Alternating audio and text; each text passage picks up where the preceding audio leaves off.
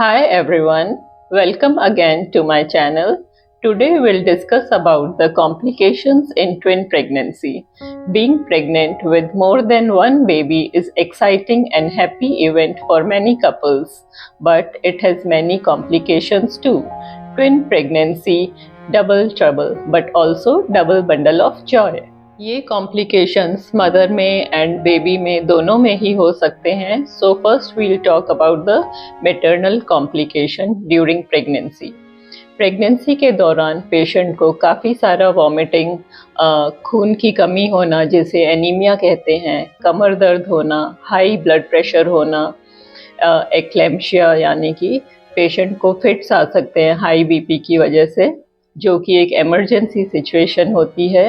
आपको तुरंत अपने गायनेकोलॉजिस्ट के पास जाना है और देर करने से बच्चे को एंड मदर को दोनों को ही बहुत ज़्यादा खतरा रहता है.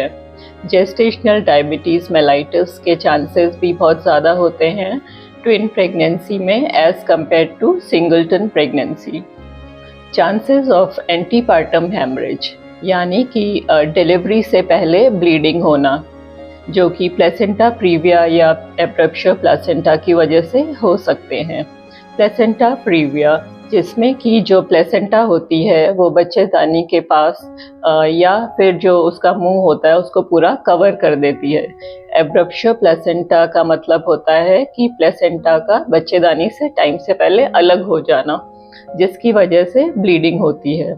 ऐसी कंडीशन में पेशेंट को तुरंत ही हॉस्पिटल लेकर जाना चाहिए और ट्रीटमेंट करवाना चाहिए. प्री टर्म लेबर पेन्स यानी कि टाइम से पहले लेबर पेन होना, ये भी बहुत ज़्यादा कॉमन होता है.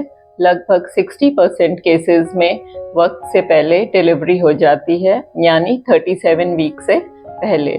ऐसे बेबीज़ लो बर्थ वेट होते हैं जिनका वेट 2.5 kg से कम होता है. ऐसे बच्चों को NICU की रिक्वायरमेंट रहती है.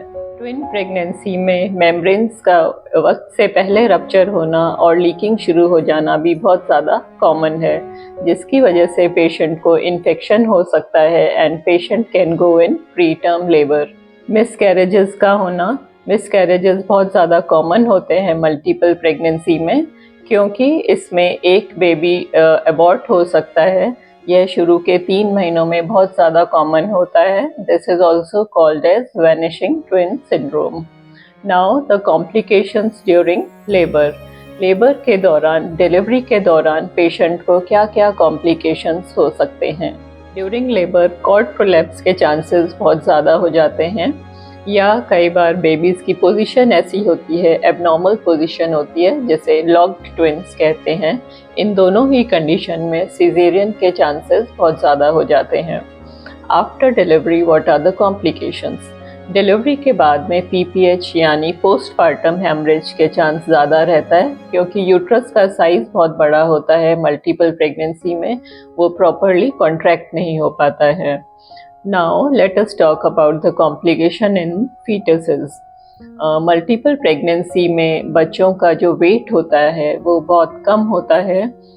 बेबीज़ लो बर्थ वेट होते हैं, वीक होते हैं as compared to singleton pregnancy, जिसकी वजह से उन्हें सांस की प्रॉब्लम हो सकती है, फीडिंग की प्रॉब्लम हो सकती है and they need NICU facility.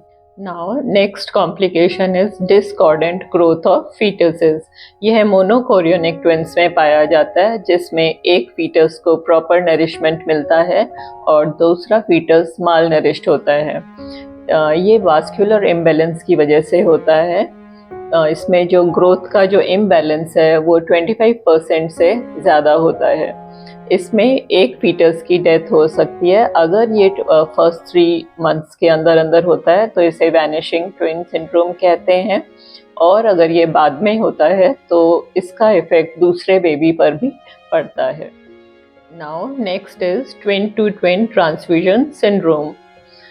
यह आइडेंटिकल ट्विन्स में यानी मोनोकोरियोनिक ट्विन्स में पाया जाता है, जिनमें एक ही प्लेसेंटा शेयर किया जाता है, जिसकी वजह से एक डोनर ट्विन होता है जिससे ब्लड दूसरे बेबी में जाता है, और जो रेसिपिएंट बेबी होता है वो उसमें ओवरलोड हो जाता है, जो कार्डियक ओवरलोड के कॉम्प्लिकेशन हो जाते हैं और जो डोनर बेबी होता है वो बहुत छोटा रह जाता है, माल नरिश रह जाता है, ऑर्गन फेलियर में चला जाता है। Now next complication in the foetus is TRAP, twin reverse arterial perfusion या ए कार्डियक ट्विन।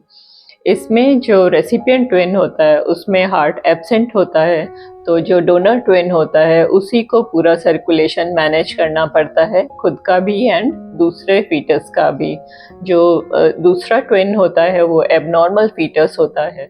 इन सभी कॉम्प्लिकेशन से बचा जा सकता है with proper treatment and proper follow-ups. और यदि अगर कोई कॉम्प्लिकेशन हो जाए तो आप तुरंत अपने गायनेकोलॉजिस्ट को दिखाएं और ट्रीटमेंट लें। Hope it was informative and you liked it. So please like, share and subscribe my channel if not done earlier. See you in the next one. Stay healthy and stay fit.